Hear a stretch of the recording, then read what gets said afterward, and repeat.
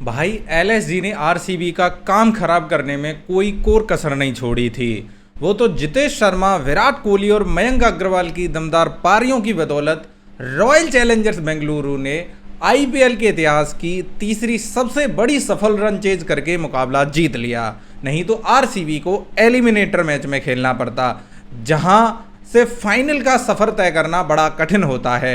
इसी पर बात करते हैं। आप देखना शुरू कर चुके हैं विक्की क्रिकी। जल्दी से वीडियो को लाइक कर दीजिए, चैनल को सब्सक्राइब कर लीजिए और बेल आइकन भी दबा लीजिए, क्योंकि इसी तरह के दिलचस्प वीडियोस आपको यहां मिलते रहेंगे। आईपीएल 2025 का आखिरी लीग मैच लखनऊ के भारत रत्न श्री अटल बिहारी वाजपेयी इकाना क्रिकेट स्टेडियम में मेजबान लखनऊ सुपर जायंट्स और रॉयल चैलेंजर्स बेंगलुरु के बीच खेला गया।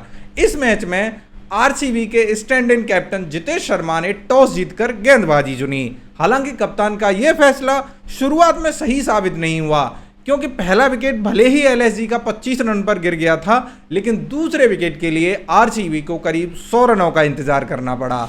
117 रन पर जाकर लखनऊ ने अपना दूसरा विकेट गंवाया, जब मिचेल मार्श 37 गेंदों में 4 चौके और 5 छक्कों की मदद से 67 रनों की पारी खेलकर आउट हुए। इसके बाद फिर से विकेट निकालने के लिए आरसीबी को 100 से ज्यादा रनों का इंतजार करना पड़ा और तीसरा और आखिरी एलएसजी का विकेट आखिरी ओवर की 5वीं गेंद पर गिरा, जब निकोलस पूरन 10 गेंदों में 13 रन बनाकर आउट हुए।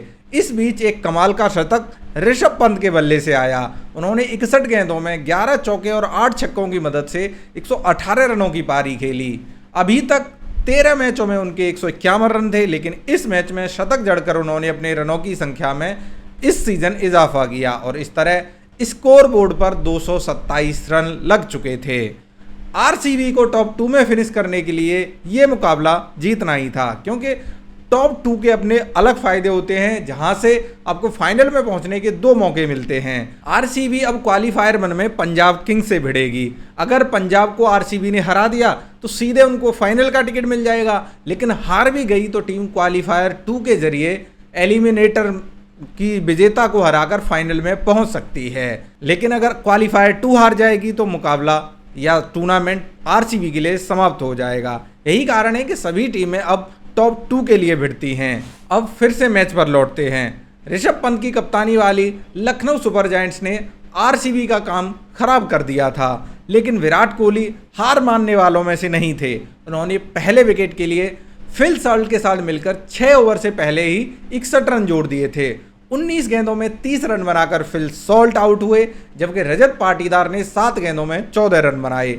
स्कोर अब 7.5 ओवर के बाद 90 रन पर 2 विकेट था। अगली गेंद पर लियाम लिविंगस्टोन आउट हो गए। अब स्कोर 90 पर 3 हो गया।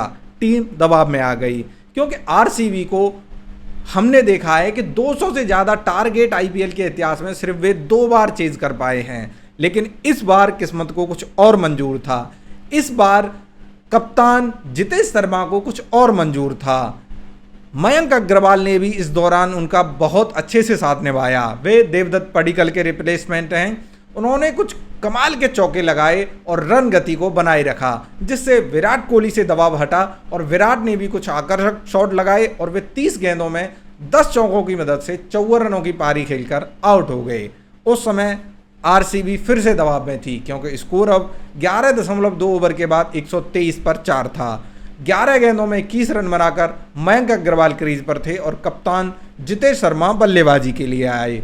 फिर जो हुआ वह इतिहास है। जितेश शर्मा ने अपने करियर की अब तक की सबसे महान और यादगार पारी खेली।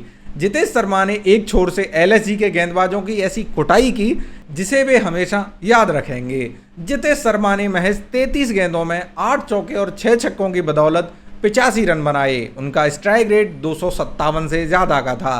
विराट कोहली के आउट होने के बाद बाकी के बचे 100 से ज़्यादा रनों में 85 रन अकेले जितेश ने बनाए, जबकि दूसरे छोर पर मयंक अग्रवाल थे। उन्होंने सिर्फ 20 रन बनाए।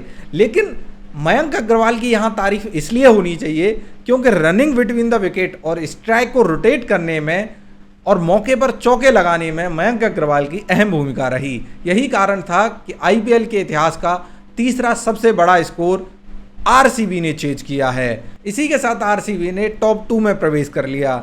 इसके अलावा आरसीबी ने इस सीजन घर के बाहर खेले गए सभी 7 मैचों में जीत दर्ज की है, जो कि अपने आप में एक रिकॉर्ड है। आज तक किसी अन्य टीम ने ऐसा नहीं किया।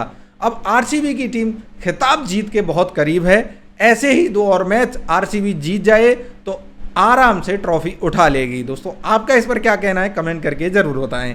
इस बार आईपीएल की ट्रॉफी कौन जीतने वाला है?